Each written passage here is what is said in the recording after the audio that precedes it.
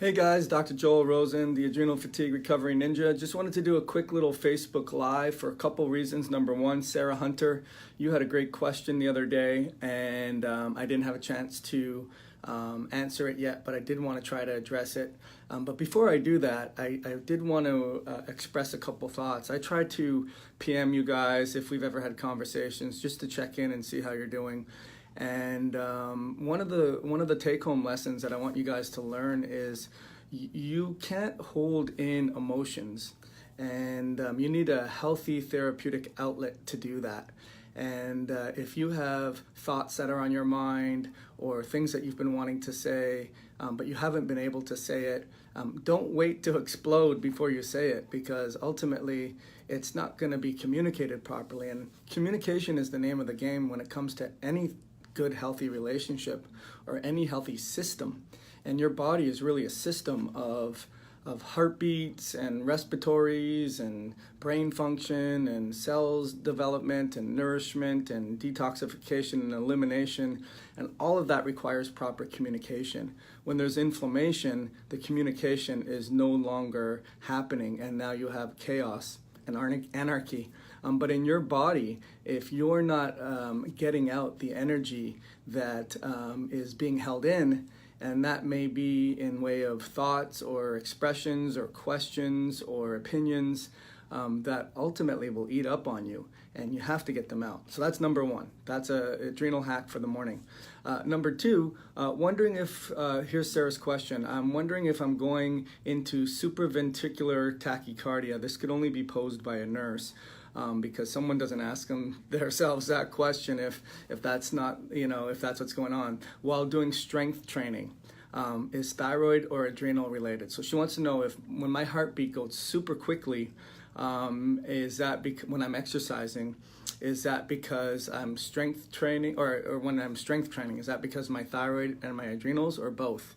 I am pretty sure I have over-medicated on thyroid meds, so I have self-adjusted my dosing. So that's a big one. If you are taking too much meds, which a lot of the times that's what happens because doctors play whack-a-mole. They look at your TSH levels and they look at your T4, and if your TSH level is really, really high and your T4 level is really low, they give you thyroid meds, and then next thing you know, you feel a little bit better, and then they test your thyroid again, and then they see that your TSH is really, really low, and they take you off the same dose, or they keep you on the same dose, and your body gets used to it, and the next thing you know, they keep pumping you more and more and more of T4, and you do have very, very low TSH because your body doesn't need to produce it, and you're in a state of hyper symptoms. So you can have excess sweating, increased body temperature, a respiratory rate, heartbeat, all of that stuff, especially when your body doesn't want that.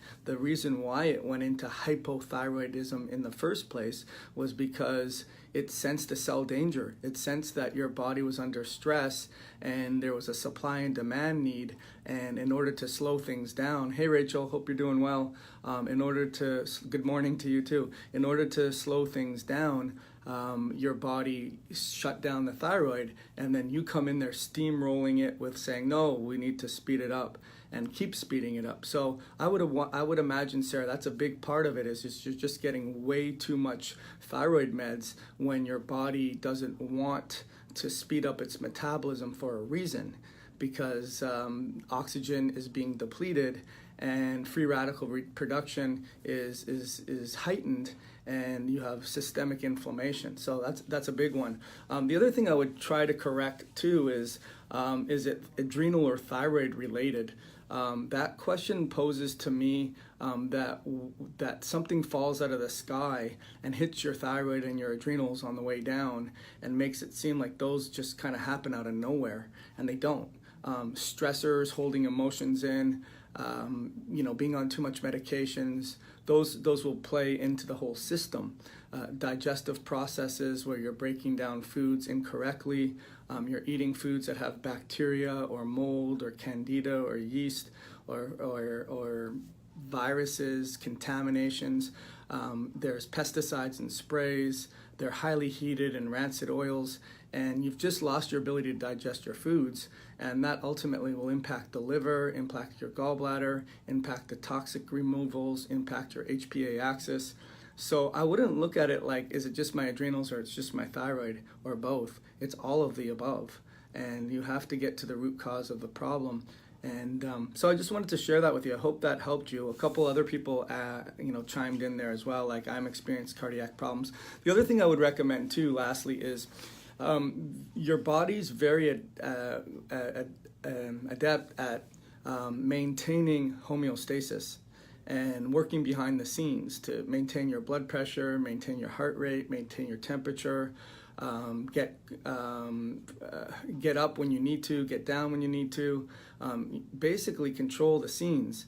And when your energy production is down and you've been under stress for so long and you do have digestive problems and you don't have good nutrients and you're depleted and you're dehydrated and you're mineral deficient, what will happen is you won't be able to regulate the behind the scenes mechanisms that keep your body temperature hot or keep your body temperature cold, or increase your heart rate or decrease your heart rate when needed, when stressed. You've lost your ability, and they call that POTS disease a lot of the times, which is really not a diagnosis in my opinion, because it doesn't explain why.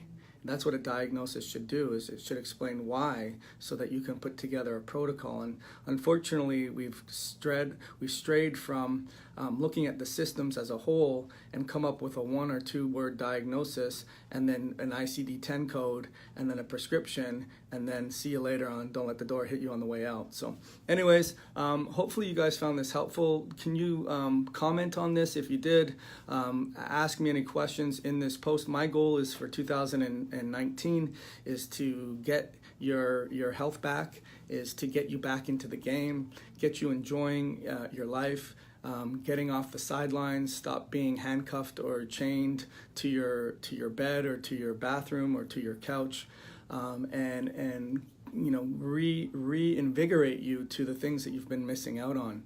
And that requires knowledge and power, and it also requires know-how, and it also requires the decision. It requires the decision to say, okay, I'm finally going to get my life back.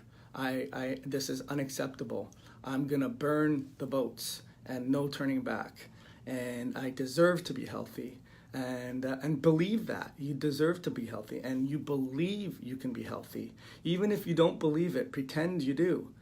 Because if you don't believe it and you don't think you're worthwhile for being healthy, or you don't think you're capable of healthy, or you don't think that you can do what it takes to be healthy, you can, but you have to make that decision.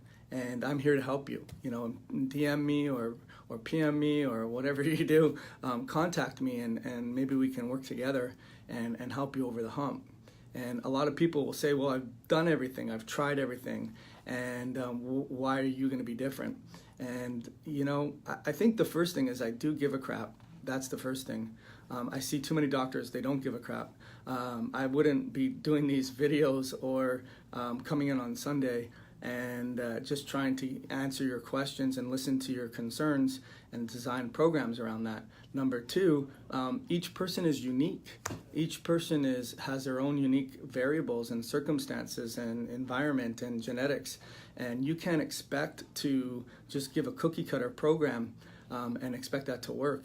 Sometimes it does, but most times it doesn't. And then number 3, if you do a specialized program that's customized on the genetics and on the environment, it's not straightforward. It's not going to be, okay, you're just going to feel better right from day one and that's it, that's all.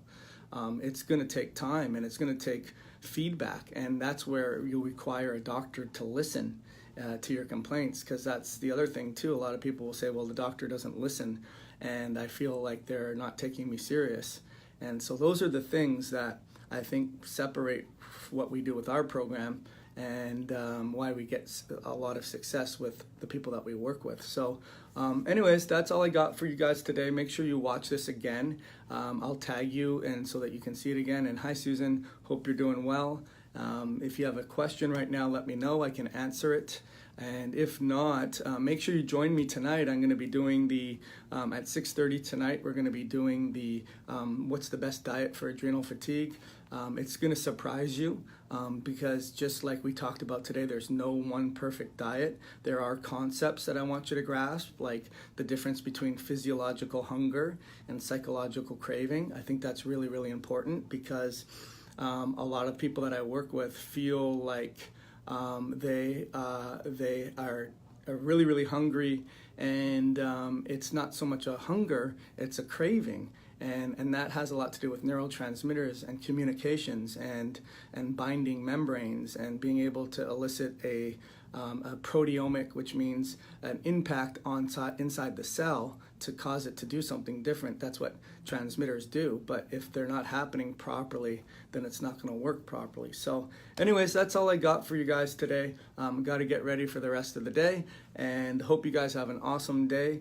Make sure you PM or comment in the thread if this was helpful for you guys, if it made sense to you, if it was stuff that you've heard before, or it was new stuff, or what your takeaway was, and most importantly, how I can help you have the best 2019. So look forward to ending your adrenal fatigue nightmare. Take care.